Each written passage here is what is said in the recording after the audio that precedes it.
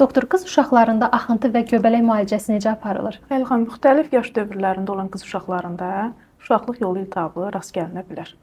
Hələ cinsi yetişkənliyə çatmayan uşaqlarda belə vulvovaginit, yəni uşaqlıq yolunun və dəhlizinin iltihabına rast gəlirik. Bunun bir çox səbəbləri var. Ən çox geniş yayılmış səbəb allergik reaksiyalardır. Yəni gigiyenik qaydalara tam əməl etməmək son nəticədə belə bir hala gətirib çıxarda bilər. Uşaqlara xüsusilə fikir vermək lazımdır ki, at paltarları pamıq materialdan olsun, nəm qalmasın.